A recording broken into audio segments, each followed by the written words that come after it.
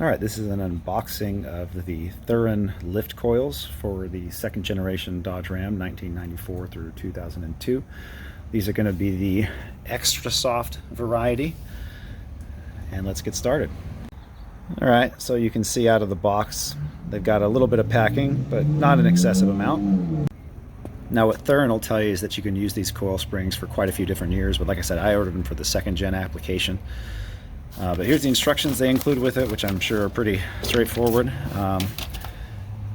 He's got a decent, powder coated finish on it. You can see a little bit of rub mark there from what I would assume is, either shipping or handling. I had to wait a couple of weeks for these. These were on back order, so to me that's always a good sign. If something's on back order, it means it's in demand and people are using it. There you can see the part number, Thuren TF36. All right, this vendor didn't include a sticker, which is good and bad because it's one less thing to throw away.